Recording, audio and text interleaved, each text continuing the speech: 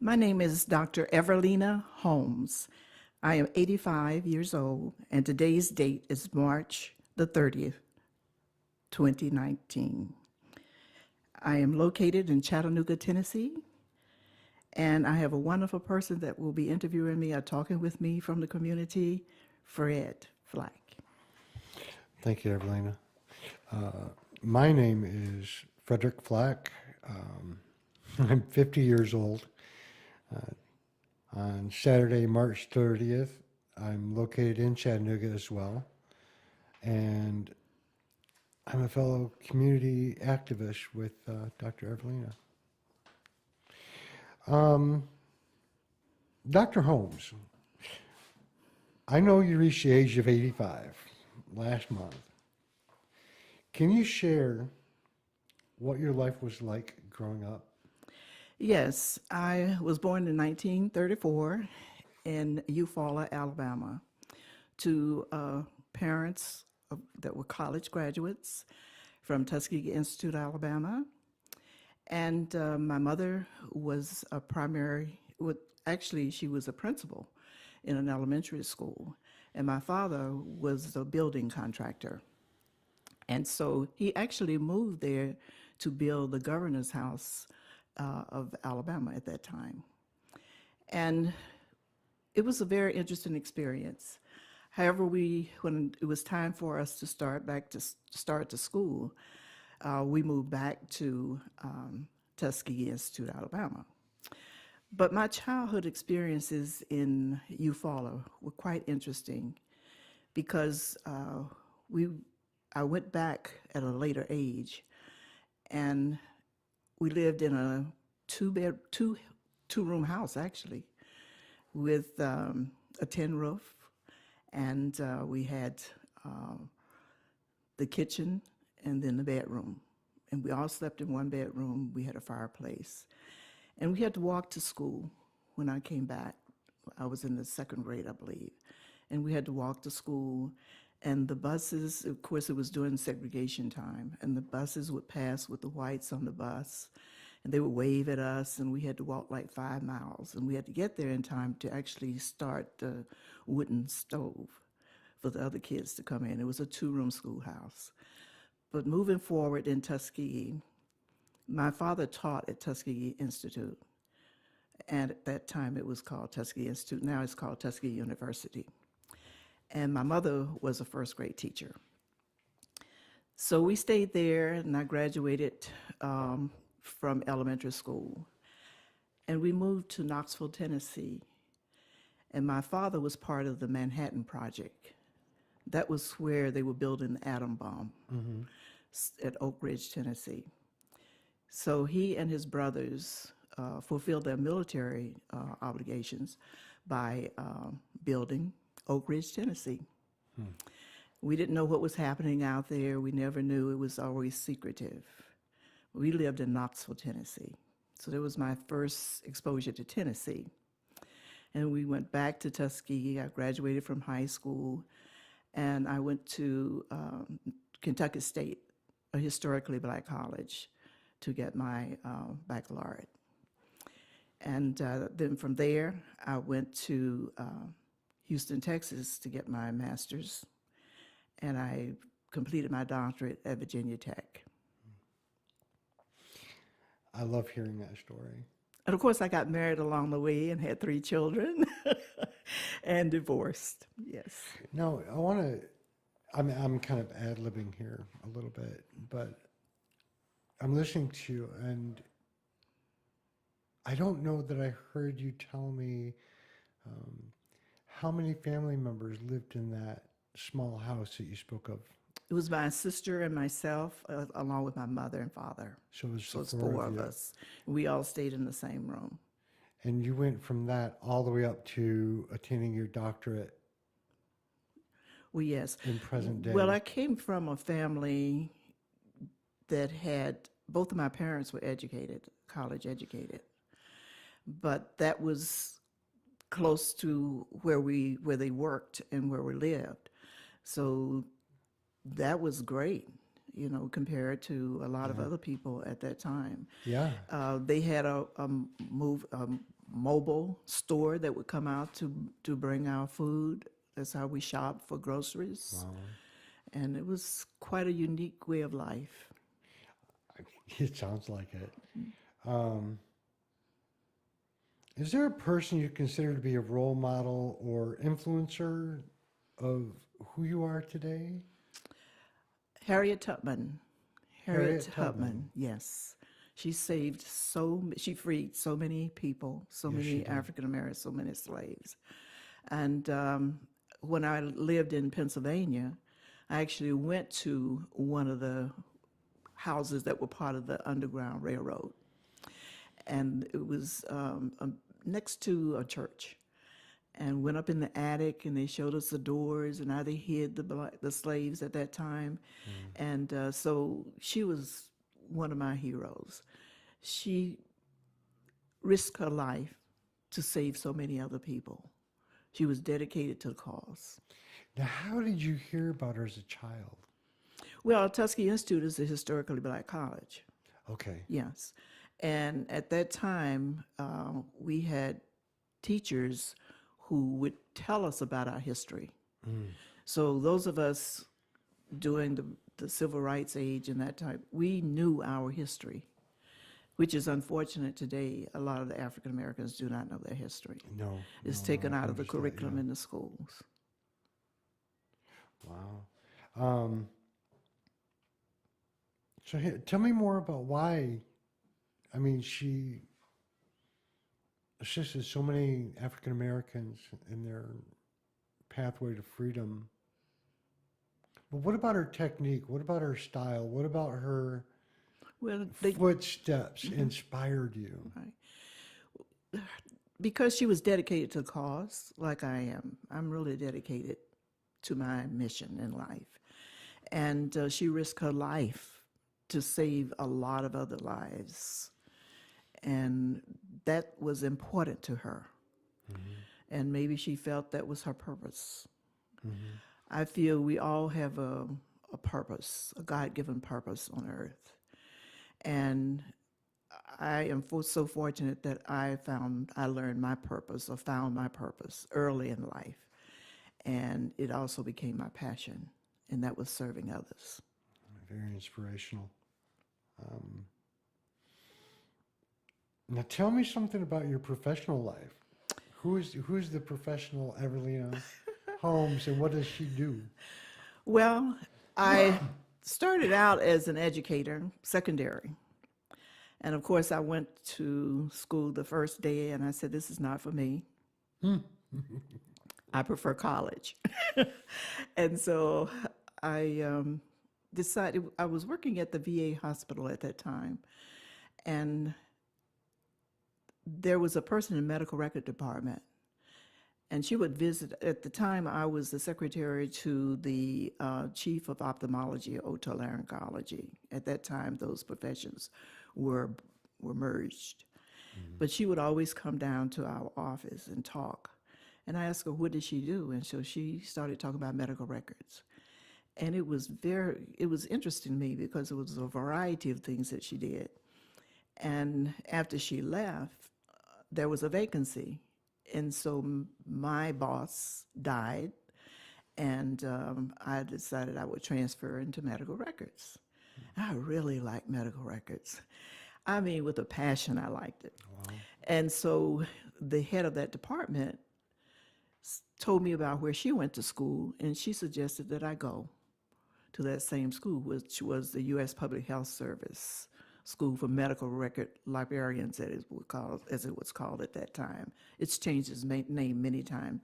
Today is Health Informatics. Okay. So after I finished the U.S. Public Health Service School in medical record administration, my first position was in Albuquerque, New Mexico. And I took one of my classmates with me as my assistant. Most of my employees were Mexicans, and it was a wonderful experience. It was a hospital next door, Indian Health Service hospital next door, and they were getting ready for accreditation. And since I was in the field of medical records, they asked me to help them since I was a graduate of the Public Health Service School, and they were Indian Health Service, which was related. And so I would spend time there and at the Bernalillo County Indian Hospital is where I was the head of the medical record department. And being in that particular field led me to many places across the country. I must have lived in over 15 to 20 different towns. Mind you, at that time I was married. I had 3 children. I had maybe 3 children at that time, maybe 2. And but later on, I did get a divorce, and I continued to do what I was doing in medical records. So it took me everywhere, including Barbados, West Indies. I lived on the Indian reservation, all due to medical record administration. I've always The dreamed of Navajo. doing that. Yes, the Navajo reservation, as well as the Papago in Arizona. And I specialized in helping hospitals become accredited as it related to medical records. So when hospitals came up for accreditation and they would call our national office, a lot of times they referred them to me. And I would pack up my kids and everything, and we would head there. And it was a wonderful experience. My other profession was that I went back into education, but at the college level. I really enjoyed that. And this took me to a lot of places as well. I developed education programs, medical record technology programs in colleges and universities, and medical record administration programs in colleges and universities, and took them all the way through accreditation process. So after a while, I moved on into deanship. And the reason I went into that particular area was because I noticed there weren't too many African Americans in the health field, and especially in my discipline. So I decided the best thing to do is become a dean. So I went to Virginia Tech and got my doctorate. And the first position I had was at Tennessee State. And they needed to revamp their medical record program. Here I am back into medical records. I was assistant dean at Tennessee State. And so I revamped that program, took it through accreditation. The students were failing in the past, and they came up to 80 and 90% passage rate for their, to become a registered record administrator. And then George Washington University wanted to start a medical record program. So off I go to George Washington who did they call? University to start That's their wonderful, medical though. record That's program. wonderful. And I got it started and up, and I brought aboard one of my faculty that was at Eastern Kentucky University, where I had put together a 2+2 program, where each year that you were in college, you would obtain some type of credential certifying you in a particular area. And I had women in mind when I did this, because a lot of women get married and they drop out of school and all, but that's what I was thinking about. But the same thing could happen to men. And so the first year you became a medical transcriptionist and you got a certificate and you were qualified, you could get a job. The second year you got an associate degree as a medical record technologist, and then technician rather. And then the third year you received a certificate as quality assurance person. And then the fourth year you got a baccalaureate in medical record administration. So after I finished that, I got a call to Tennessee State, and that's when I went there to revamp their program. So it's backwards. And after leaving Tennessee State, I started looking, for this, I'm going backwards really, but I went to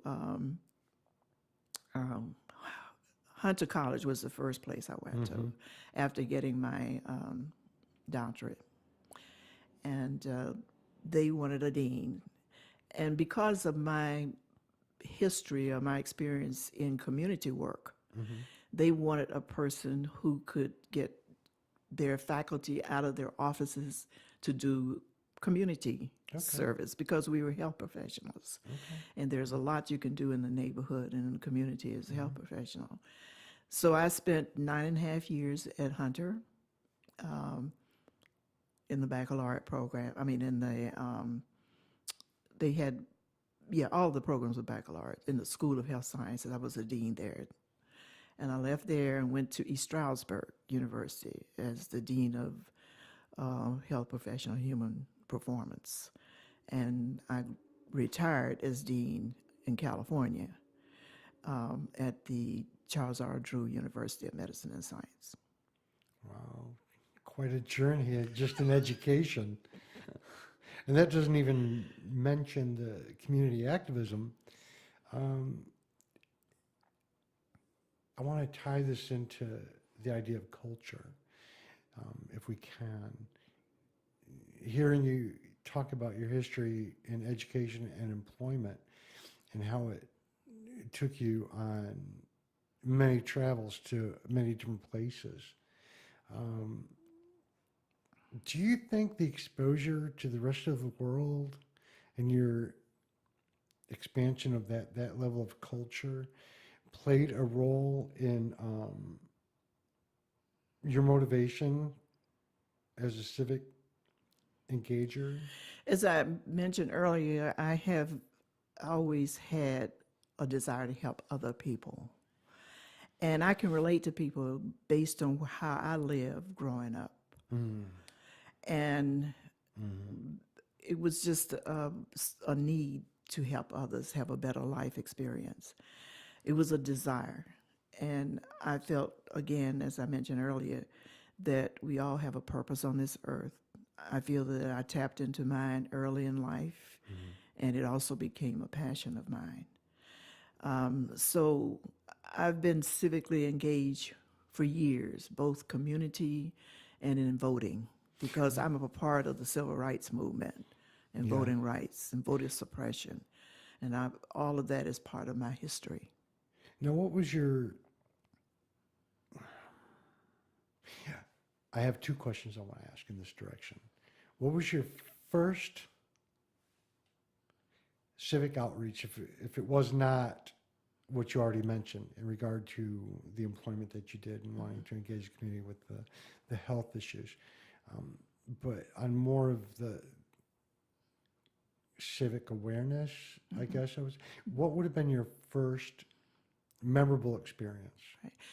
I had a We'll wrap it group up, we'll put it that way. in Tuskegee.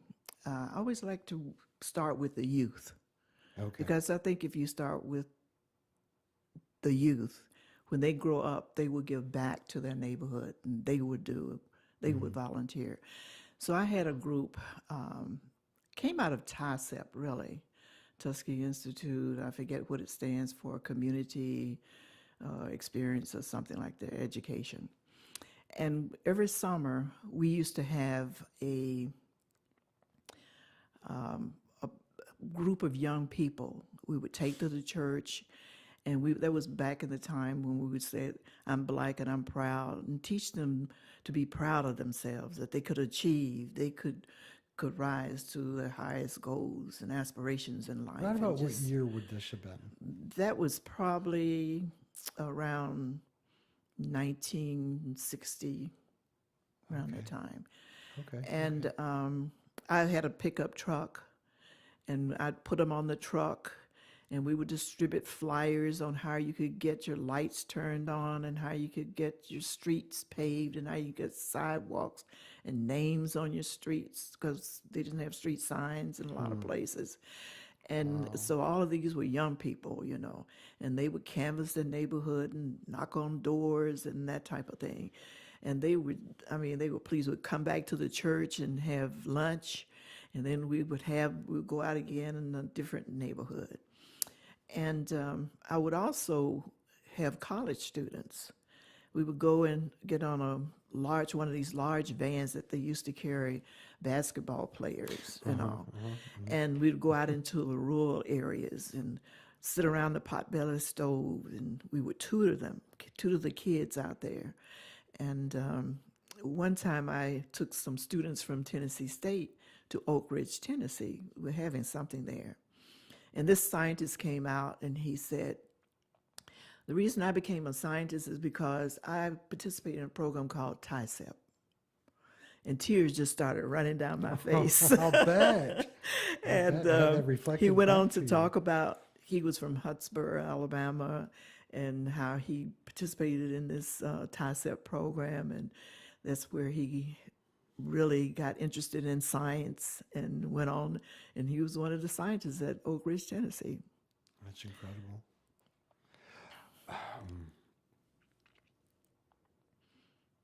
I guess let's jump up a little bit to present day with your life and some of the community movements that you're involved with Right. now. I mean, certainly give us a little bit of a background, but I know you in today's world, and I don't think I have a full scope of everything that you're involved with Right. in Chattanooga today, and I'm eager to learn more. Right. Well, when I retired, I said I didn't want to get into education. I didn't want to get into the health area. But of course, that didn't work. I wanted to do something different, and I kept being pulled towards community and community engagement. So what I did was look around. I used to walk my neighborhood. I live in Glenwood neighborhood, and I used to walk my neighborhood, and I saw several things as a result of living in so many other cities. You could immediately identify problem areas, places that were unkept in the neighborhood, overgrowth, and things of that nature. So I'd walk the neighborhood. Next thing I knew, I was putting a form together and putting the form on a clipboard so I could write down all these things that I was seeing, not Making a knowing, list. not even knowing what I was going to do with it. Right. And addresses on the houses and what I saw and that type of thing. And then I started asking around, who takes care of all of this? And they said, oh, you call 311 and they take care of it. So I had this long list. I type them all up, and then I found out the email address for, instead of calling 311 because it was too long, I got the email address and then I emailed it. And then I said, why should I do this? Maybe block leaders could do this. Now, about what year was this? This was in 2008. Okay. Yeah. Then I formed the Glenwood Block Leaders Group in 2008. And everybody that I would ask said, oh, yes, I would love to be a block leader. What do they do? And I would tell them what they did. And then they went through a training with 311, 211, code enforcement, the police. And so they would know what their roles would be in interacting with these groups. And their primary responsibility was to keep their neighborhoods safe and clean, keep the residents on their block, assigned area, well informed so that they could participate in city, neighborhood, county activities. And then I went on to, later on, in Avondale to develop block leaders because that's the largest neighborhood we have in Chattanooga. And I wrote a grant to get them involved and where they could get their T-shirts and the things that they needed to Bring awareness to. Yeah, I call them professional wares. That works. And then we went on to Glass Farms neighborhood to start block leaders. So I have block leaders in those three neighborhoods, and I have 3 other neighborhoods that are waiting to start block leaders. And so that's one of the things I've been involved in. Okay. Then I attend a lot of meetings because I'm curious by nature. And, I've noticed this. I think that's one of the things that you and I connect on when we're out and about in the community, no matter what direction. Whenever we see each other, it's like, well, did you know about that? Did you know about the other thing? Did you ask so-and-so about what you heard? Did you? No. Yes. Yeah. So then what I did was I just started going to meetings, a lot of meetings, because I found that the people I would contact around in these neighborhoods that I had block leaders didn't know some of the things that I was finding out about the meetings. And I started an email list. It's an email blast, keeping you informed. And it went out. I was first going to just send it out to my Glenwood residents, and because I had a lot of their email addresses and all. So other people started finding out about it, and they wanted to get on the list. I think I have 1,000 now that I send out. Yeah, I know you do. And it goes out daily. People throughout the city send me information to send out to people all through the day. I have to ask you, because I've been, what, 3.5 years old in community involvement, Yes. with the Neighbor Association. I can barely remember my own birthday. How do you keep all this information organized from all of these meetings and sources so you can pass them on to people in a coherent way? I can barely. One of the gifts I have is multitasking. And I get up early in the morning. So while you're sleeping, I'm sending out emails. I get up around 2. I've noticed some of the I get weird up- times I'm like, what? Yes. I get How? up, Okay, I'm not it. yes, I get up about 2, and then I watch a little news that you all watched while I was asleep. And I start sending out information. And every 6 months, I ask people if they want to get off the list. And instead of getting off the list, they send me additional names. Because they said we forward the information there. And so that keeps people informed. And then the other thing is that as I go around to all these meetings, I inform people that way of what I heard or what I learned. I pick up brochures and information, flyers, and I scan them and send them out to people so Scanning that is they my know. friend. And a lot of people, we had a health fair last week. And one of the doctors, not doctors, but health professionals showed up there. And they said, well, I wouldn't have known about this if it hadn't been for Dr. Holmes through her email. And they were examining the eyes of children starting at 6 months. Okay. And which was very useful for parents to know. But to run down some of the things that I'm involved in, Mayor Burke identified me early on as a person that was very compassionate about community engagement and what we needed to do. So he appointed me to the Council on Women, and Mayor Burke's Council on Women. And there's several subcommittees. So I've served on the health as well as the education subcommittee. And I had talked with Mayor Burke many times about starting a council on aging Okay. over the years. He started that council this year. So I'm on that council. In addition, I'm on the Restart Committee with the police department. Okay. And the Restart Committee looks at all the policies and procedures of the police department. It consists of both residents as well as police. And we work together. We meet every month on that. I'll need more involvement of that. Yes. And in addition to that, we have what we call CPIC meetings once a month. And that CPIC stands for Chattanooga Police Interacting with Citizens. And we invite the citizens. This has to do with community policing. We are partnering with the police in order to police our communities and keep our communities safe. So we meet once a month for that. I'm also a part of the Area 3 committee on planning our Area 3, now known as Historic Riverton Ridge. And consists of stockholders, community leaders, as well as council people and commissioners and developers. We even have developers on that committee. So we're in the process of putting together a 10-year plan for historic Riverton Ridge area. Right. I'm also working with the Opportunity Zone group in this area.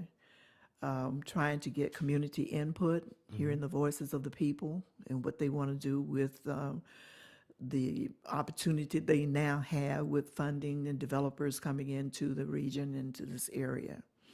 And so we meet once a month and talking about, what are some of the areas we would like to see developed. An area that constantly comes up in both Area 3 meetings and the Opportunity Zone is Glass Street, revitalizing Glass Street the way it used to be. And so that's one of the things that we are really concerned about. We're in the process of wrapping up that survey. I think Monday is the final day is. for the Area 3 community input survey. And after that, our committee will come back together and talk about, some of the place types that we would like to have. One of the ones that I strongly recommend for Chattanooga is a 50-plus community. You have some places called Sun City, like in Arizona. That's the first place that I really saw a Sun City, a place 55 plus. Right. And so those are a few of the things that I'm working on. I also launched a Hamilton County Voters Coalition group in January of last year. And it just took off because we had 3 elections in 2018. This organization started out with 12 members, and now it has about 60, consisting of organizations as well as individuals. We have fraternities, sororities, a coalition of 100 Black women, League of Women Voters is a nonpartisan organization. And it just goes on and on. The first election, we had very few people turn out and kept getting larger numbers and larger numbers. We actually provided transportation to the polls. We educated people on why they needed to vote. And also we registered people online, on phones, on cell phones. We were registering people to vote. And so we have really achieved a lot in that area. I have and that's since wonderful work. It moved needs to be that done. on Yeah. to 2 people that were on the committee so that I could take a break. And then once I thought I was taking a break, I'm also the executive director of Enroll the Region. Enroll the Region is consists of a group of volunteers who actually enroll people in the Affordable Care Health Insurance, and as well as TennCare in all of Hamilton County. So during open enrollment, I have about 18 volunteers, and we are in youth and family development centers throughout the county, throughout the city. And we go where the people are to help them get the insurance that they need. So this time, we've been asked to do it during the special enrollment period, which is after the open enrollment, because of the great demand.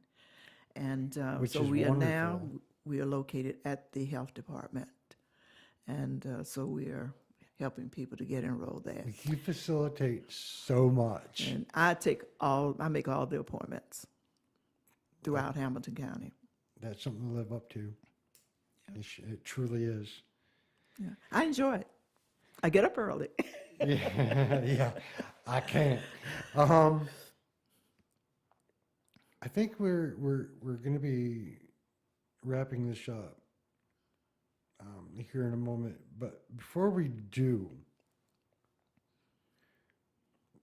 because of your time spent in Chattanooga and your intimate involvement with the city officials and community members, from the time you moved here to present day, if you could briefly sum up the improvement that you've seen in community engagement and the potential pathway forward, how would you word that? All right. Because I speak up at the various meetings, I'm at the table and I want to be heard when I'm at the table. There are several foundations and organizations in the city who have now really revamped their mission to do more community outreach. One of the areas is United Way. We're in the process now of training housing counselors to help people. We're training a housing counselor in each neighborhood to help individuals who would like to become homeowners, to walk them through the process of actually owning on a home. So we're holding those workshops currently. So I feel that's a great help. The other is that the Chamber of Commerce had a Velocity 2040 survey, and I know for a fact they had many of those surveys, and they're going to revamp their mission to do more community outreach. So there are a lot of foundations that are doing this now. And they're asking me, and I bring in a group of leaders from East Chattanooga. We're having a meeting this coming Thursday where we're going to talk about how we can unify, put together community benefits agreement that's going to benefit all of Area 3 for the good of the CBA. people, right, to benefit from it, and not just certain people. We need jobs, we need home ownership, we need businesses, we need a lot, especially in East Chattanooga. So you think CBAs are going to be the way forward? Oh, yes, yes. Because we had a meeting recently, and over 100 plus people showed up, community people showed good up, crowd. and it was an excellent turnout for the first time. Well, we plan to have another. We're going to have another one, several, until we are going to do door-to-door canvassing to get additional That's input. important, doing Yes. the footwork. Yes. Wow. Well, I think we're about out of time, so I appreciate your time and talking with me and sharing all of that with me, Evelina. Fred, when I met you for the first time, when Cora, our dear friend Cora, who's now passed, wanted to revitalize your neighborhood association, Boys Station. And I came in, I promised that I would help you all get started, and you all are on your way. So it's wonderful to see the progress being made and continuing to be made. And we hope we're going to get some block leaders up there too. Yes, I hope so too. As a new neighborhood association, we can only follow in the footsteps of the people before us, and Right. you're definitely one of those inspirations. Right. So we try and live up to your example, most definitely. You're doing a great You're our job. shining light. Doing a great job. So thank you. Well, thank you, Fred, for having this conversation with me. I appreciate it, and I hope our listeners do as well. Thank you.